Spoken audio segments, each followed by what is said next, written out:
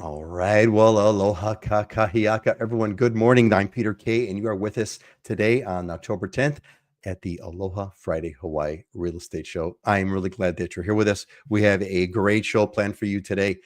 Our big lineup here, a bunch of stuff going on. We got some market updates, and I got some really fun Hawaii news that you can need, especially for folks that are on Oahu. You're going to want to know about this stuff. We've got some questions that are lined up, and we're going to be going over some diamonds and deals, some properties that we think are well worth looking into, and we're going to close with some motivational thoughts. But the first thing that we got to do here, we have to warm up the internets, get things up and running over here. And so I've got my friends here with me. We've got Dylan Nonaka from the Big Island, and we have Heidi Dallinger from Maui, and I'm really glad that you guys are here. So let us start the warm up over here. Dylan, Dylan, give us the update. How's the Big Island? What's the shirt you're wearing? Dylan is famous for the shirt. It's always about the shirt. What's the shirt? How's the Big Island? How are you doing? Yeah, wearing my standard living hula today, nice bright yellow for Aloha Friday. It's beautiful day over here in Kona. It's just we were talking before we started the show.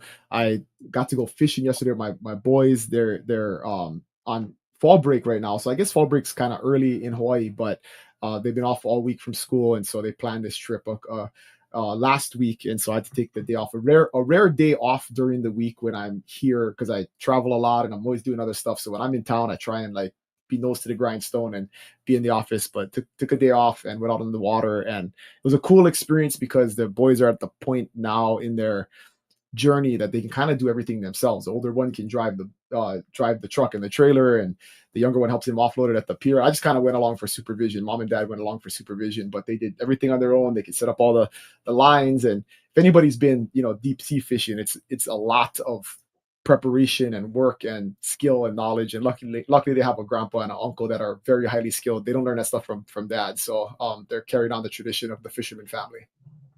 That's great. That's right. I was kind of like, where did they get those skills from? From their grandfather. That's right. I forgot that your father-in-law is a avid fisherman. Avid fisherman. Yes, So that's yes. And it was perfect. great. We caught two little ahi and a kamado, and it was like perfect amount of food for all of the family. So we cut that all up yesterday, and perfect day. Ooh, So, but ooh, it's always man. you always got to do the comparison, right? The fantasy is, oh, I'd love to have a boat and go fishing, but when you think about how much it cost you for those that 10 pounds of ahi, it's cheaper to go to Safeway or Sack and Safe. So, it's, Isn't that remarkable though? I mean, but that is the beauty, the incredible beauty of capitalism, right?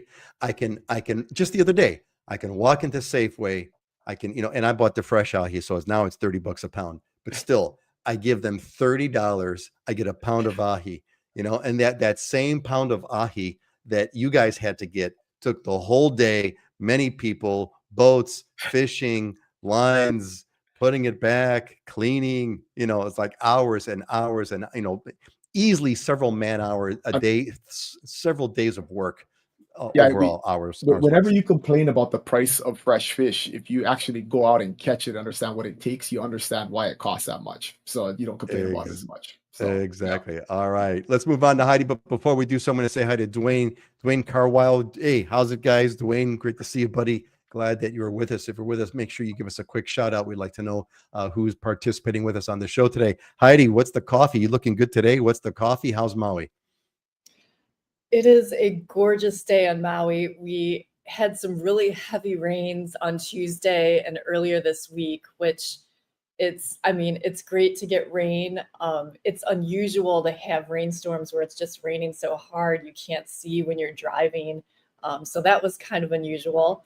But the sun's out this morning. I'm drinking my coffee, and I was just thinking about, what you and Dylan were just talking about. If you've ever toured a coffee farm and seen what it takes to grow coffee and then roast it and then make it, you just really, really appreciate it. And I did not grow and roast this coffee, but I am definitely enjoying it this morning.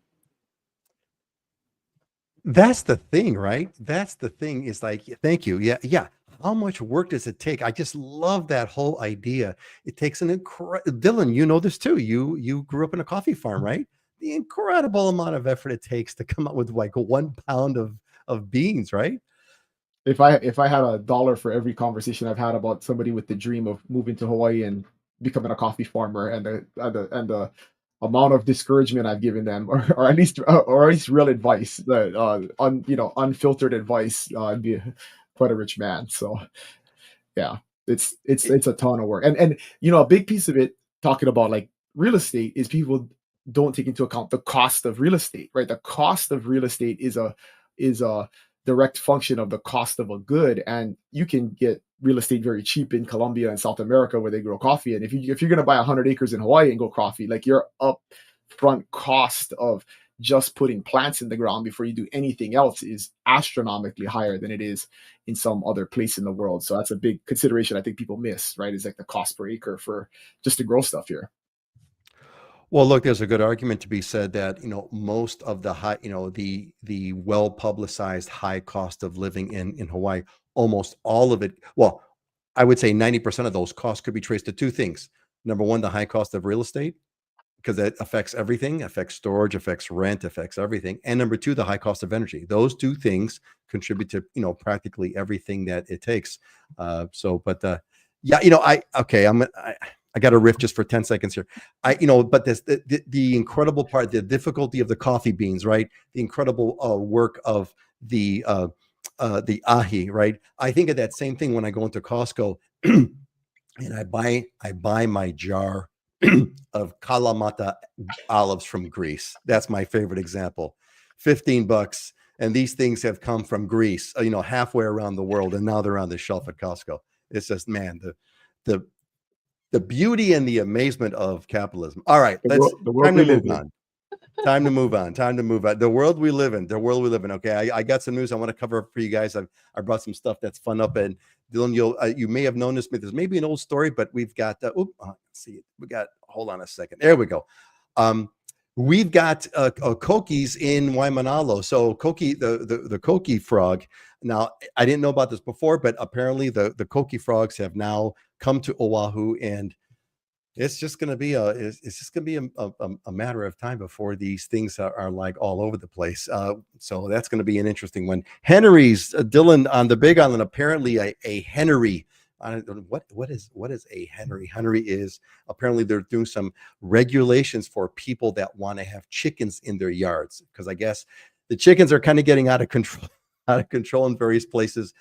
Everywhere throughout Hawaii, chickens are like a thing, and of course, usually with chickens comes roosters.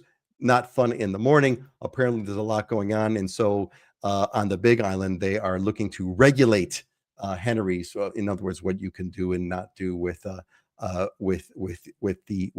hens. Home sale surge on Oahu. I'm just going to skip that one over really quick, because that's more of an Ashley thing, really quick. But surges, they surged 27%. Sales went up 27% for single family homes, and condominiums jumped 11.5% on Oahu. So I'll be interested to kind of see how Heidi and Dylan, with their market reports, what they've got to say, how those things are going in comparison. Well, we're number one, at least thankfully. It's a good thing. We're number one for mental health. Number one for mental health care. Hawaii is apparently ranked number one for affordability and of mental health care. It's a big thing. Mental health care is sadly a growing piece throughout the whole country, and it's nice to kind of see that. It's good to be number one for a good thing, and I think that's a good thing. And then finally, thinking about good things. Oh, this is going to be we talked about, like, my Kalamata olives over here. Amazon next day delivery on Oahu. It is coming. Next day delivery on Oahu. We are all rejoicing. Amazon has been a game changer for Hawaii, as I'm sure Heidi and Dylan know. The whole Amazon thing has been changed the whole thing in Hawaii completely. And having Amazon next day is going to really just give us our next level. So I can't wait for that. So, all right, cool. So listen, why don't we do this? Let's roll into our market updates. Let's kind of talk that one through. And why don't we start? Give us an update on kind of what's going on. Why don't we start with you, Dylan? Give us the Big Island market update. What's happening? How are things? How would you summarize the market on the Big Island? It's very, very flat. That's the summary, and I feel like I'm a broken record month after month after month. But in general, the number of sales is pretty flat across the board. We're down year to date. So I've been starting to look at more year to date numbers because we're 3/4 of the way through the year. So it gives us a good marker as to where we are this year versus last year. Because when you look at month over month, or this month, this September versus last September, it's just two snapshots in time, and it doesn't give you the cumulative kind of look for the whole entire year. But this year we're down 0.2% in terms of number of sales for single family homes. We're down 9% for the number of sales for condominiums, and down 4.5% for the number of pieces of vacant land that have sold. So we're going to end up the year, it's looking like, unless something dramatic happens, a little bit fewer sales than we had in 2024. But across the board, prices are pretty stable. We're up 3% for median homes. Condos are down a little bit, down 6% median price year to date for condos, but land is up 6.5%. So pretty much on average everything out, it's about flat in all different type of property segments. So pretty flat. That's kind of where we're at. Is prices are pretty stable. Number of sales is going to be a little bit slower than it was a year ago. And we're always coming back to, so what does that mean for the consumer?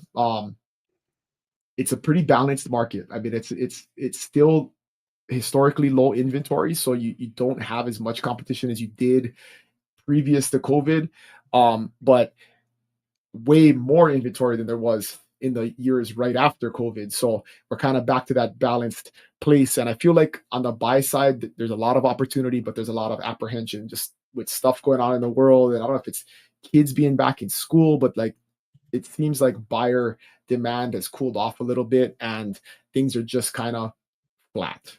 So opportunities on both sides. So do you have, I mean, if you had to guess, and if you had to speculate, well, my first question is this a normal, would you consider this a normal state of the market? And if not, what would you speculate is keeping it from being normal? What are the forces that are keeping it, that are kind of moving it out of the normal range of what you would say a market condition would be? Well, we don't have a ton of seasonality in our market, but we definitely feel like this is a seasonal thing, right? It is in the fall. Everybody's done traveling for the summer. Summers are usually more busy because people are here and people are looking. Kids go back to school, and things really don't pick back up until mid-November when people start coming back for the holidays. And a big what the slowest month for us is a lot of times Ironman. Is we're in Ironman month. It's next weekend, and everything is booked, right? Every hotel room, every Airbnb is booked with people here that are competing or supporting the Ironman. So we don't have normal visitor travel. And October is usually a really, really slow month just for market activity because we don't see as many consumers that are in the market for real estate. So that could be part of it. Is just it's a seasonality thing. That's pretty normal. But yeah, outside of that, I mean, I couldn't really tell you like it's this thing, right? It's that economic marker. And I think if there's one thing like psychologically that's out there is that a lot of buyers really starting to see the news about like interest rates coming down, and so that like inclination to wait is stronger, I think, than it's been over the last 18 months because it's like it's been 2 years since rates have been high, and now it's like we're starting to see some stuff happen. But if you look at all the smart economic people and forecasts out there, it's not looking like, I don't think rates are going to come down like super, super low. They might come down 0.5% or something, but they're not going back down to 4%. A lot of people are saying, that the 4% interest rates for a 30-year mortgage are not going to happen in our lifetime. So again, that'll just take time for people to get used to too. Interesting. Yeah. So there's been, so that's actually a good guess. A good guess is that the market conditions, I mean, those 3% interest rates, they're never coming back. And it perhaps is taking people, it's going to take a while for people to accept that and kind of get on with their lives. That's an I will add one more interesting thing that I heard on this topic. And it's something that I've never heard anybody talk about before, but we talk about affordability for buyers all the time, right? High interest rates and appreciation in properties and wages not keeping up. And we're in a low affordability environment on the buy side. But nobody ever talks about affordability on the sell side. And this is an interesting, macroeconomic issue, is that the homeowners exemption for capital gains has not changed in, I think it's 40 years or something like that, right? So if you look at, right now uh there's a $500,000 exemption if you sell your house and you don't pay capital gains on that if it's your primary residence. But if you think about the prices over time, I mean, 40 years ago that was like, you never get that much equity in your house, but now you can gain that much equity in your house over 10 years. And so sellers are disincentivized to sell based on the current tax system because that homeowners exemption hasn't gone up, and or that exemption from capital gains tax if it's your primary residence. So interesting. I've heard that, somebody economically talking about that, and I was like, yeah, it's something I haven't heard and you don't hear discussed, but it's definitely on the back of somebody's mind. Like you, Peter, right? If you've been in a house for how long have you been in your house and how much equity do you have? I mean, your tax hit if you sell is something that's going to affect Big your deal. decision making, right? So Big deal. Big deal. yeah. And well, to pile onto that, the other one, I mean, that's a valid one, completely valid. It has not, And that's by keeping no homes off means, the market, right? That's feeding into keeping homes off the the lack of market. inventory. Yeah. Well, and then the other thing that's keeping homes off the market is that there's a lot of homeowners. I'd love to know some stats, but there's a lot of homeowners who are still holding on to those 3% interest rates, those 2.5% interest rates, right? And why would they want to sell? And, why would you want to sell and triple, whatever, at least double your interest rate, which is going to double your monthly payment, when you can kind of stay put? So a lot of interesting pieces over there. That is going to be interesting. Cool. All right, let's move on. Heidi, your turn. Give us the Maui market update, Heidi. What's happening on your side? What's the latest? I mean, if there's any kind of current updates with the whole short term, I saw all kinds of stories about the short term vacation rentals. They're still trying to kind of go back and forth, still controversy. Anyway, but what's the update, Heidi? How's the market? How would you characterize it, and what's happening?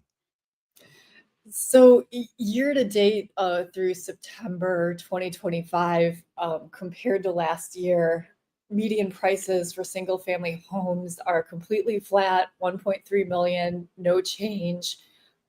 New listings are down 1.3%.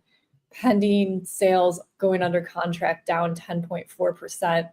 And our days on market for single family is been around 136 days. So the days on market's up 13.3% compared to last year. So pretty stable, pretty flat, pretty balanced market. Our condo market on Maui, on the other hand, year to date, the median sales prices are down 22.8% compared to the same period last year. Days on market around 141 days.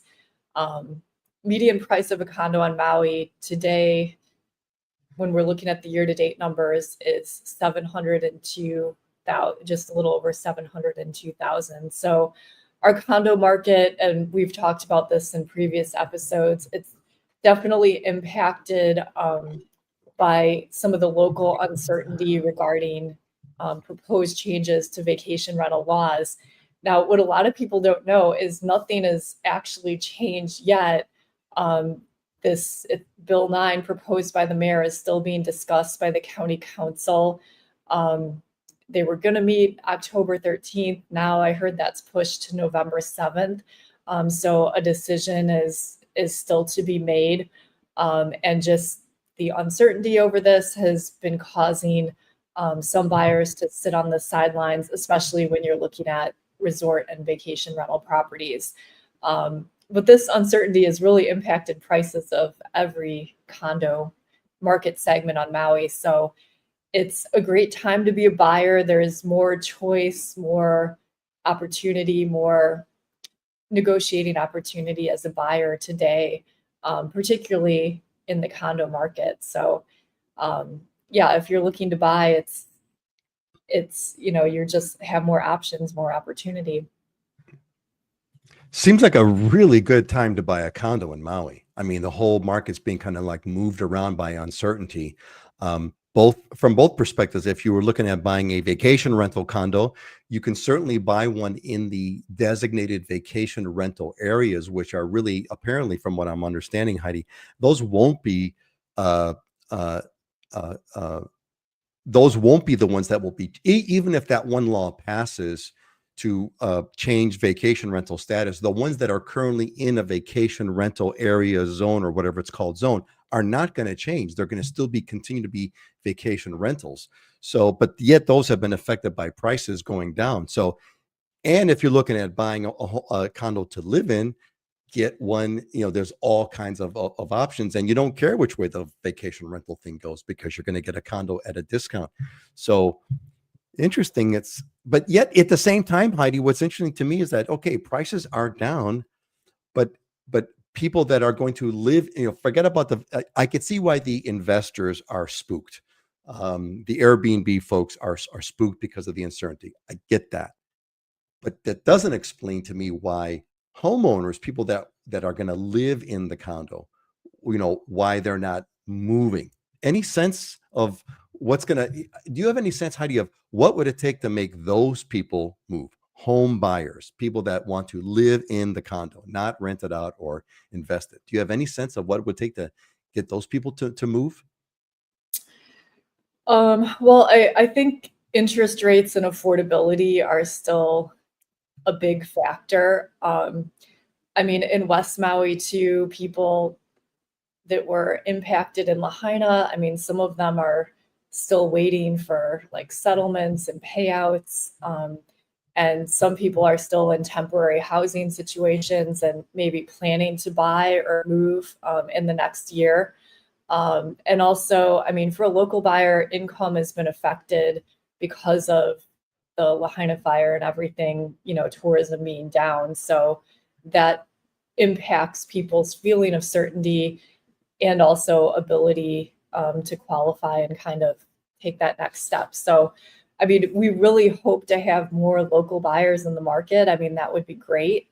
I'm not seeing too much of that yet.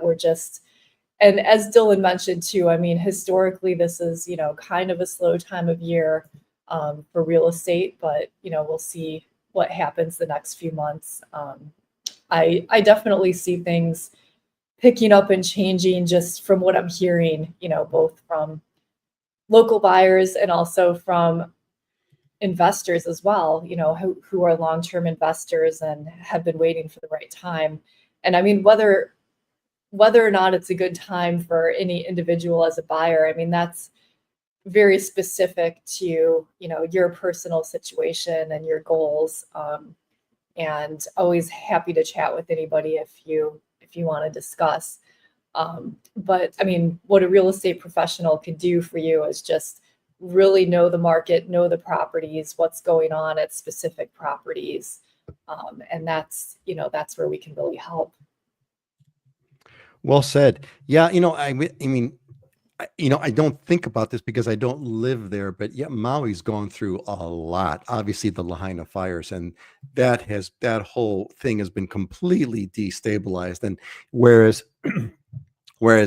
the Lahaina fires have long left the memories of the people that don't live there, the reality on the ground is that it's affecting everything going on all the time. Tourism is down, things are economically uncertain, etc. So that explains a lot right off the bat. So we will hope things recover. Dylan, you want to say anything? Yeah, one thing that came to mind in how he was talking about is think about the values of the properly zoned legal vacation rentals if all of the rest of them get banned. Like if you're thinking about a long-term investment and 7,000 currently available units for vacation rentals get banned, what happens to the ones that are not going to get banned, right? I mean, that's your biggest opportunity in the Maui market. Oh my for God. Sure. Oh my God, now you're talking. Holy moly. Yeah, and all those prices are down significantly too. Yeah. So, which it doesn't completely make sense. So yeah, I mean, if people have been just waiting for, properties to go on sale. And the one thing you can take to the bank is that Hawaii's not building any new resorts anytime soon. So our capacity for places for people to stay who want to visit is very much in limited supply and will continue to be long term. Supply is not going to be going up. Man, that's a really good point, Dylan. That is a really good point. If I was going to be investing in condos on a sort of an Airbnb kind of a basis, you definitely would want to get the ones that are in correctly zoned areas, places that are not going to be affected by the current bill, which Heidi was the current bill is seeking to ban vacation rentals that are not in resort zoned areas. Is that right? Is that basically it? The proposal is to phase out vacation rental use in apartment zoned areas, and there are a large number of resorts that were built in apartment zoned areas, and they are legal vacation rentals, but this bill seeks to change that. Got it. So you want to stay, if you were an Airbnb kind of investor, just stay out of the apartment zoned areas. You want to play it really safe, get in the resort zoned areas. It's still at a discount, and it's either going to pop back when the stability, if the bill doesn't pass, it'll pop back sooner or later because there'll be predictability in the markets. And if the bill does pass and it takes a zillion units off the market, it's going to skyrocket in value. Okay, I have convinced myself to buy a vacation rental in Maui. Or the question is, have I sufficiently done so? I don't know. We'll find it. Well, all this talk of possibly phasing out short-term rentals in apartment zoned areas, I mean, that's also impacting visitors coming to Maui. Like, I mean, tourism is down, and one of the reasons is people are confused, thinking their vacation rental is going to be canceled. Well, that's simply not the case. I mean, all the vacation rentals are continuing for now. Nothing is passed. If something is passed, likely it's going to be years out. There's going to be lawsuits. So, I mean, if you're looking to plan a vacation on Maui in the next year or so, I mean, I feel pretty confident that there would be no change in that. But there is some confusion because of all the media just about what's going on. I have not heard those media rumors, but I can certainly see where people would be hesitant. And there were I caught some stories about tourism being down. Statewide, the tourism is down, and a lot of the University of Hawaii economic forecast is forecasting that we're going to be going into some kind of a recession based on a variety of factors. So it's certainly possible. All right. Well, let's move on. We're going to say hello to Rich here, who joined us from Minnesota. Welcome back, Rich. Hope Minnesota is kind of holding up over there. What's the weather like in Minnesota? I'd be curious about that, Rich. Keep us posted on that. And for the rest of you, please give us a shout out. We'd like to know where you're at and where you're from, and that you've joined our little show over here. Thanks for being a part of it. All right, let's move on. So look, how did you get here? Did you get here through the newsletter?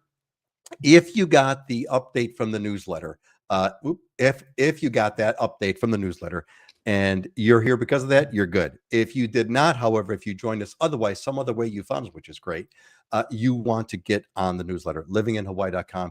It's got amazing content week after week after week. We have shows every Friday now going on, and you want to be a part of that. There's great stories coming out every week, all about living in Hawaii. If you're not subscribed, get there. A little thing will pop up, put in your email address, and then off you go. All right. So I got a couple of things here. I wanted to kind of bring up our big question for today. Big question for today is about senior healthcare considerations. So the question would be, if you are talking to folks that are in the senior citizen bracket, let's say the over 50 bracket, what kinds of things would they want to consider? And I guess because Ashley, well, I'll take the crack from the Oahu side because Ashley's not here today. So Dylan, what's the considerations for seniors, again, over 50 on the Big Island? And maybe there's a difference between Hilo and Kona. What's the difference on the Big Island? Heidi, for you, what are the considerations? What should seniors be considering as far as healthcare choices, healthcare options, the healthcare status as it stands on Maui? I think that is the question to kind of frame it up. Dylan, why don't you start? I'll throw in my 2 cents as we go on. Give us the update. What's the situation with seniors and healthcare on the Big Island? And luckily, I'm in a phase of life where I got lots of, even though I'm not in that category, I got lots of people in my life, my parents, aunties, uncles. I got lots of people that are in that category.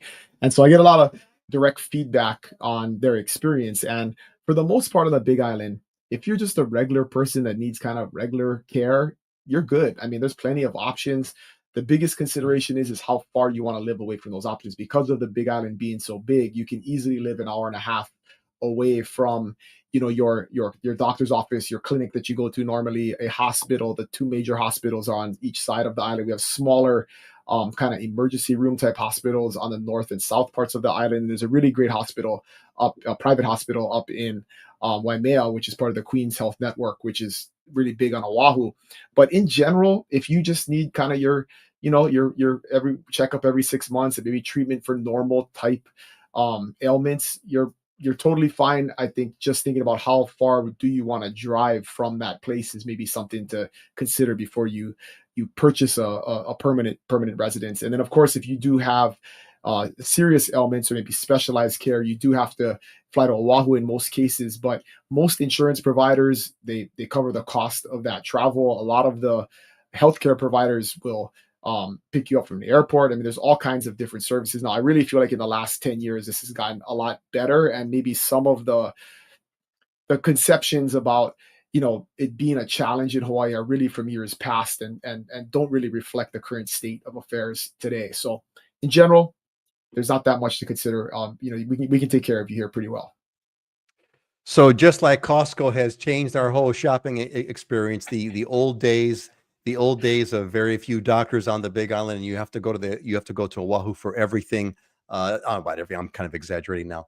That's not quite the way it is now. It seems like there's a lot more healthcare options because because you have family, aunties, uncles, moms, dads that are going for that. Excellent. Well, that is good to hear and would be a great relief.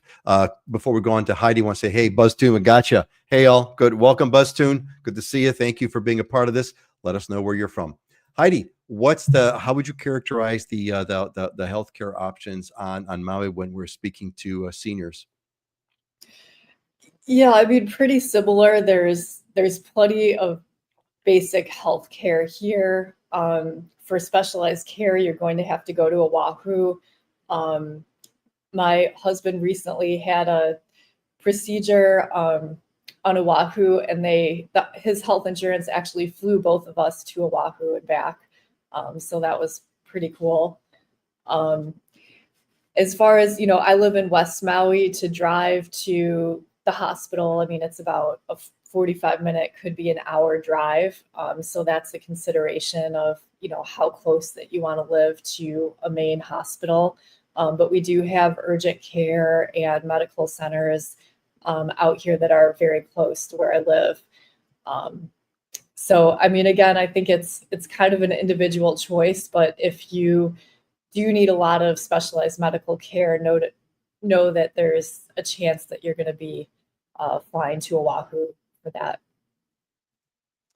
So yeah, okay. So as the token Oahu person here, I would say that that's based. I think what it comes down to really is you have to kind of know thyself and know what healthcare needs that you have. Do a little bit of research. If you do need specialists, are those specialists? What is their availability on the individual islands versus availability on Oahu? The insurance does cover airfare, which is fantastic, and for two people, Heidi, which is great. And then the proximity. What's your proximity to the hospital? How close do you need to be? I'll tell you something. I remember, when my daughter was little, she used to have asthma attacks, and I remember, throwing her in the back of the car and flying down the highway, middle of the night, 100 miles an hour down H1, man, to get to the hospital. But because it was only 20, sort of a 20 or a 30-minute ride versus a 40-minute or hour and a half, or God forbid having to fly. I remember once we went to Kona. Dylan, we were at the Hyatt Waikoloa, and my younger daughter had an asthma attack, and the doctor said, get on the plane and go back, and that's what we did. So, that's, you gotta know thyself, know what's going on, know what your options are, do the research. Not that big of a deal.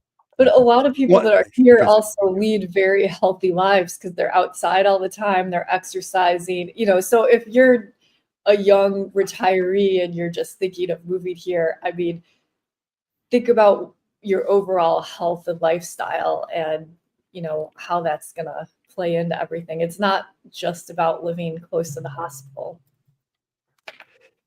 Yes, you really got to kind of put that whole you have to take that holistic approach in what you're doing. And yeah, Hawaii does have a much healthier um, overall populace. We take good we because we're active. We're outside. We do stuff. Thank you. Thanks everybody. All And right. then we also have a really good system of air ambulances, right? So if you do get something catastrophic, you get into a catastrophic accident or something like that. I actually live right below our Kona hospital, and it always bums my wife out when she hears the helicopter, because she knows something bad happened, right? Because when the helicopter flies over our house, they're basically going, it's a straight line over our house from the hospital to Oahu.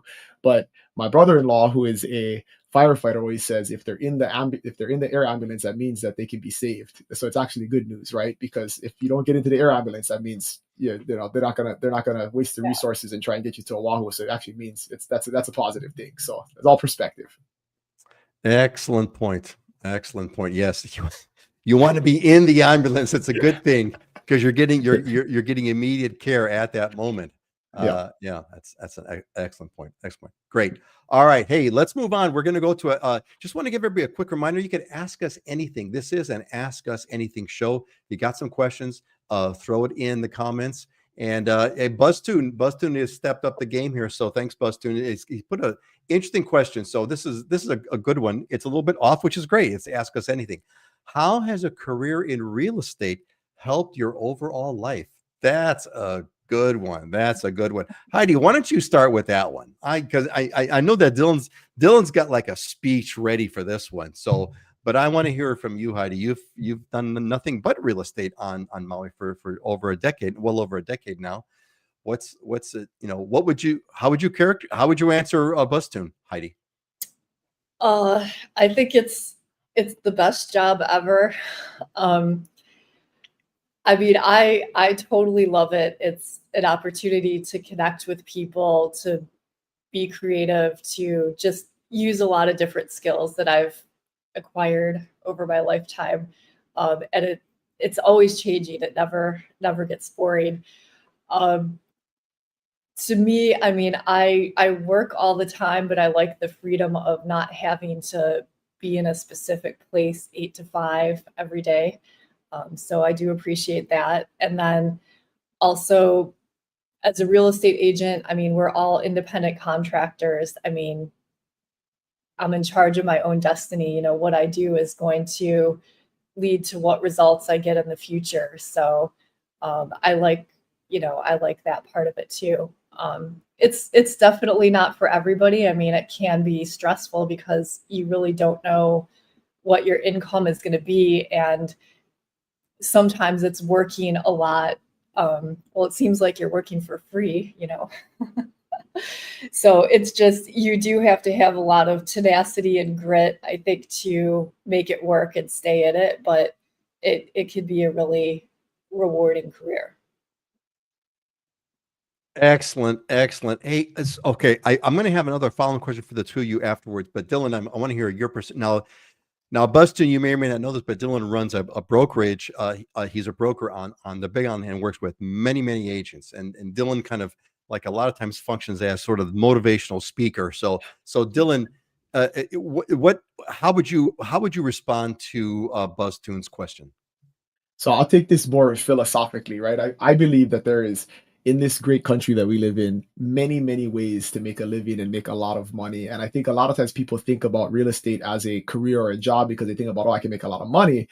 And I think that's a misconception. That's not, I mean, most realtors actually don't make very much money. The median income for a realtor, I think, is under $40,000. If you look nationwide, there are the top, 3% that do very well. And the reason for that is because it's a key word in your question is career. They treat it like a career. A lot of people get into real estate thinking it's going to be a side hustle. They can make some extra money, make some easy money. And it always doesn't work out. I've never seen that actually work out. And if you want to get into it as a career, be a professional, serve your clients at a high level, be an expert, it can be very rewarding. Like Heidi said, you help a lot of people. You have to like people. You have to like being of service to people. And you, like Heidi said, you basically chart your own destiny. You can make as much or as little as you want. But I think there's a misconception that like, hey, it's an easy way to make money, so I should do that. And if that's the intent, then it usually does not work out. I always tell this story as an aside before Peter's got his follow on. Is one of my favorite clients was a younger guy. He was like 10 years younger than me at the time, and this was years ago. And he made more money than like doctors and lawyers that I had worked with. They do the pre-qualification, and he was shopping for a house. And I was like, what do you do? I was like, what is this guy selling drugs? I mean, what is this guy doing? And he figured out how to buy in bulk car audio equipment from China, and then built a website and was reselling this stuff. So like he would buy it for 25 cents and then resell it for 50 cents, right? I mean, like, but at huge scale. And he was making hundreds and hundreds and hundreds of thousands of dollars a year. And it was just a great example of somebody being creative, seeing a niche in the market. And I mean, I would never buy a car. I've never modified my car stereo ever. It's not the market I would ever be in, but there's a huge market for that out there, niche market for that. And he figured out a way to capitalize on that and lived an amazing life. And so it's like, it's really how creative and hardworking and innovative do you want to be? We all have tons of opportunity. Well said. Well said. Well, look, it was really kind of funny. I came across, I was doing my normal podcast feed the other day, and I came across two separate interviews that were completely unrelated, but the issue of success came up. And the one simple thing that both of the people had said, or what you got out of it from both of those different stories, was that work your ass off. Work your ass off. That's it. That's the only thing you need to know about being successful, whether it's real estate or car audio or reselling car audio from China, or being an amazing real estate agent on Maui and enjoying beautiful sunsets with whales. Heidi, I guarantee you have worked your ass off. Dylan, I know you work your ass off. I know that's the case. And that's what it totally takes. Okay, so my follow-on question, go ahead, Heidi. I would just add, I mean, the only reason I'm still in this business and where I am today is because I kept working when any reasonable person would have quit a long time ago. Because, I mean, it was like when I first started, I didn't make money for a long time. I just kept working and working. I mean, any logical person probably would have said, oh, this isn't working out, but I just kept going. And then eventually it works out. I mean, you also have to enjoy the work itself. But I mean, getting into real estate for making easy money, I mean, that's probably the worst reason to get in. You're not I mean, kidding. you might see somebody get a license and sell one house and then they're out. Well, there's just no way. I mean, it's kind of funny, Heidi, and you do have to love it. But the reason why you have to love it is not because you're looking for the ultimate fulfillment of your spiritual sense and you want to be one with the universe and all that kind of crap. The reason why you have to love it is because you're going to be doing it for a long time without making any money whatsoever. You've got to love it, because that's the only thing that's going to power you through those years. X, Y, 1, 2. Dylan, what's the statistic? Is there a stat out there? The average number of years it takes a real estate agent to get to making what would be considered a sort regular living? How long does it take?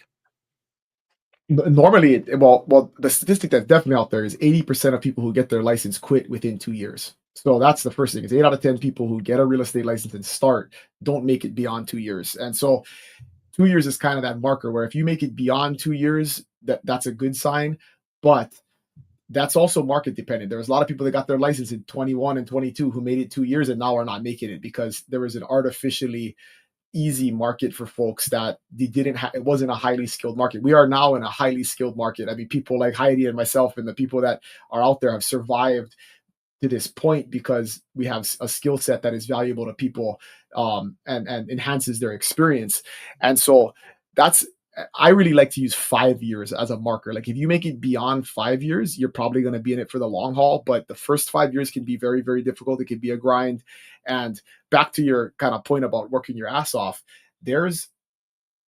I'm a believer that the only way you get good at anything, and it's not like a belief, this is just the truth, is you have to do a lot of it, right? So it's not just selling a lot of houses. You have to talk to a lot of people. You have to show a lot of houses. You have to write a lot of contracts. You have to do a lot of things before you get to the point of selling, actually closing on a lot of homes. And a lot of folks just don't want to put in the sheer amount of work and volume that it takes to become an expert and to become indispensable and become invaluable to your clients. And like Heidi said, a lot of times that takes years of doing something that any reasonable person would have quit doing before it actually works out. And so her story is very amongst top performing and long lasting realtors. That is a common theme. Like is that I should have quit a long time ago. I was 2 years in, and my family thought I was nuts. And then in year 3, everything pops off and gets going. So it takes time to build momentum, but once it starts going, it's hard to stop. That's it, man. I love that, Heidi. No reasonable person would have kept up with doing what I'm doing. That's absolutely true. Absolutely true. Lifelong entrepreneur. Look, I've even got like a simpler reason. I'm a lifelong entrepreneur. I've had 7 startups over 40 years. I've never had a job ever, not once, since 21. It's not because no other reasonable person would have given up. It's because I'm completely an unhireable person. No one would ever want me to work for them. There's no way I would be a good employee. No way. The only option I have is to do my own thing. I got nothing. I got no place else to go, is that one line in Officer and a Gentleman. So, all right, Buzz-Tune, man, I hope you got worked on that one, dude. That is a great bunch of expertise. All right, next slide, please. Let's move on. We're going to go on to Diamonds and Deals. We've got a bunch of collection of properties that Dylan and Heidi have picked out for us. So let's see what we are looking at. Wow, this is a beautiful slide. What are we looking at here, Heidi? So this is a working organic farm. This is listed by one of my associates that I work with at Sotheby's. It's a very cool home. All these wood-clad walls and ceilings. Just a very unique design. There's also a massive garage, walk-in cold storage, egg office, 6 greenhouses. As you can see at the top picture, there's a jacuzzi. And this is up in Kula 200 neighborhood up in Kula. So anybody looking for a working organic farm. Oh, we can't hear you, Peter. Thank you. I am looking at the fantasy right now. Thank you, Heidi. This is the fantasy home, right? That Dylan, all the people that have gone to want to open up a coffee farm, right? This is the fantasy farm. You get a 2 acres working organic farm, beautiful home, gorgeous home, jacuzzi and everything. And it's a farm, and you could kind of like be the organic farmer that for those who have always dreamed of being. I'm not going to say it's going to be easy or without work, but you could live the dream. No reasonable person would do this.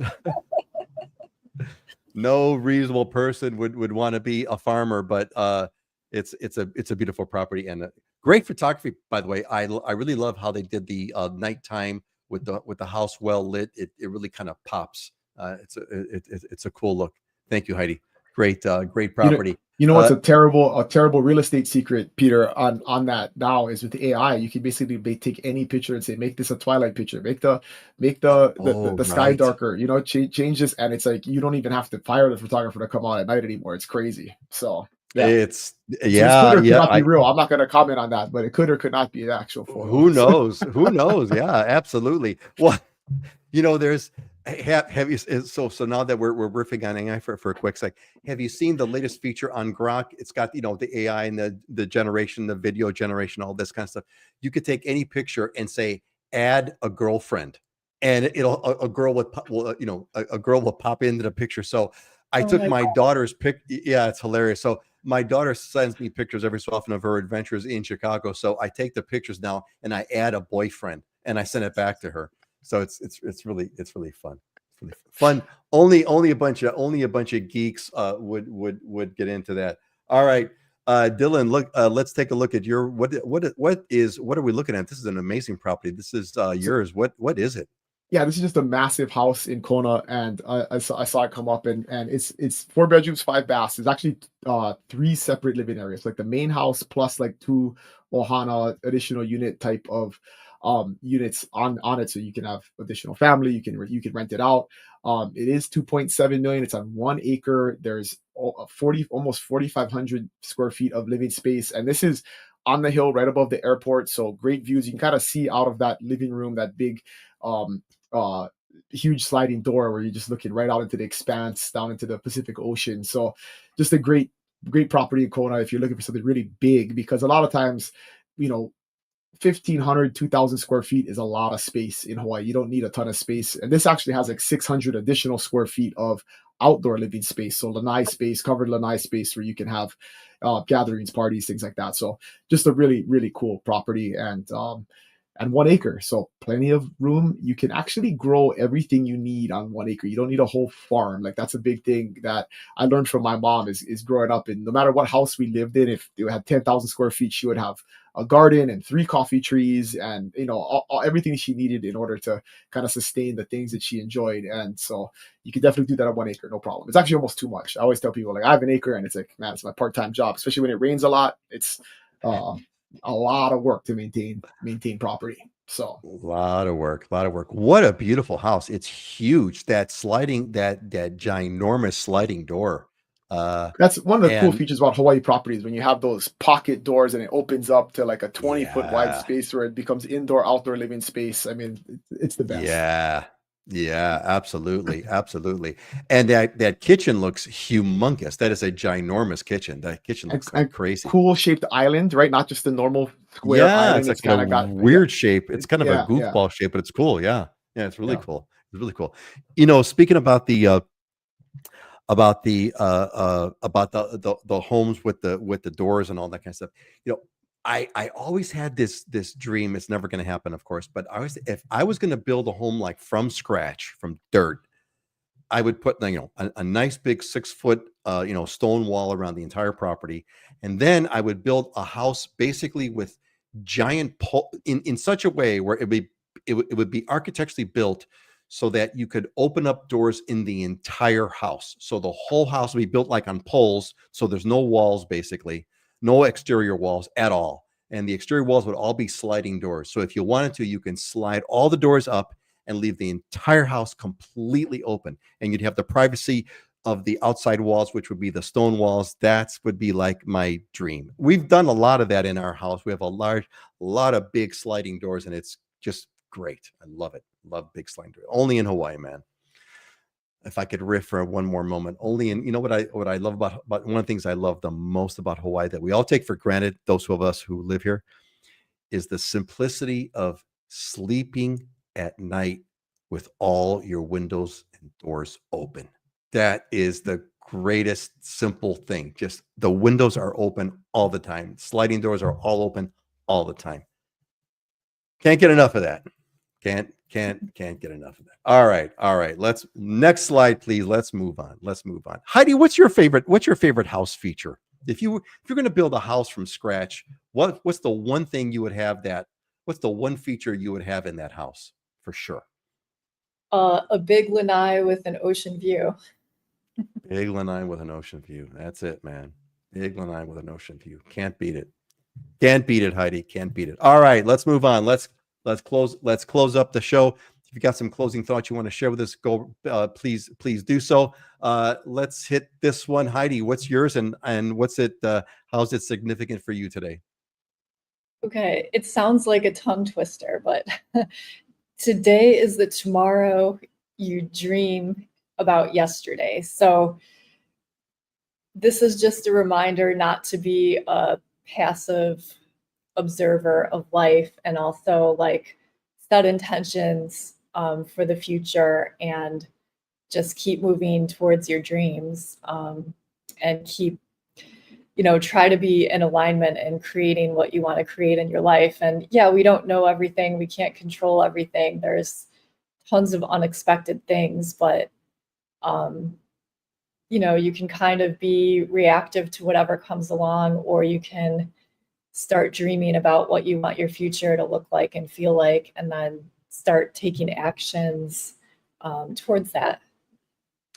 That's it, man. Today is I like how that's said. Today is the tomorrow you dreamed about yesterday. That's well said. It's all about the intention and what do you want out of your life? Where do you want to go with it? What do you want to have happen? Thank you, Heidi. That is a good one. Dylan, what's yours and what's its significance for you? Okay, look at the theme. The theme, I see the theme almost, almost connected to what we were talking about earlier, right? So genius is 1% inspiration and 99% perspiration. Don't ever forget that hard work matters. And actually, this was I think it was Thomas Edison that said this. So it's all about the hard work, man. All about the hard. Hey, Dylan, I should have asked you. I'm sorry. What's the if you had to build a house from scratch, what is the one feature you would absolutely make sure that house had? Man, that's hard. The one feature I like cooking, so I would have like a ridiculous kitchen, and also the kitchen looking out into the view, right? Because a lot of times kitchens, for whatever reason, they're not positioned in a way. So to me, the house that you want is at elevation, a long house. So not compact but long, and then like every room in the house has a view, right? So you don't have to choose between which is the best room in the house. So that's, I think, from a design function. And to your point, there is actually an oceanfront house in Keoho that is built to like what you're talking about, where it's kind of like a pavilion. It looks like an octagon pavilion, and all of the doors retract, or like all of the walls retract up, so you can open it up, and it's like 180 degrees into the ocean. It's been on the market in the past for like $20 million. So if you want it, we can hook you up. Oh, sign me up. Here, I'll be right over. I'll write out the deposit check right now.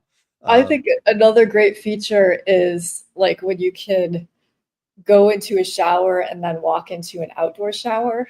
That's really, I love that. Oh, hey, I'm with you, man. I am with you. I've got an outdoor shower. My wife and I, we walk down to the beach, and it's so close. We don't take anything with us. No, we don't take towels. We don't take nothing. We just walk. Nothing, not zero. And we walk there, enjoy, swim, and swim, frolic. We come back and have an outside shower waiting for us, man. Shower right outside and walk into the back of the house. It's fantastic. Hey, before we move on, we got Heidi Perkins Walker, beautiful property, Dylan, not giving up on the dream in California, still visualizing Kona. Third time is the charm. That's it. Well, hey, just like what Heidi was saying, we got two Heidis here. Heidi Perkins says visualizing. Heidi Dollinger says visualize visualizing in the dream about what you want. That's what it's all about. Keep working at it. Heidi Perkins Walker, keep working at it. You'll get there. Remember, work your ass off, and you will get it. You will get it. All right. And kind of in an interesting way, along with our theme of hard work and get rich quick, not get rich quick stuff, because it doesn't happen. We got Proverbs. A faithful man will abound with blessings, but he who hastens to be rich will not go unpunished. This is where the get rich with the bad idea of the get rich quick scheme started, folks. 3,000 years ago. It's in Proverbs. It's right here, and it's kind of in the theme that we've all been a part of it. All right. Well, hope you all had a great one. We had a great one. We're going to see you in a couple of weeks on October 24th. Thanks, everyone, for being here. Thank you, Heidi, for being here. And thank you, Dylan. This was great, as usual. Great conversations, great stuff, great insights. And Heidi agrees, definitely. Keep it up, girl. Keep it up. You'll get there. You'll get it. All right. Dylan and then Heidi, say goodbye. All right. Aloha, everybody. Have a good weekend. Aloha, everybody. Happy Friday. Happy Friday, folks. Have a great weekend. Enjoy the view from wherever you're at. We'll see you in 2 weeks. Aloha.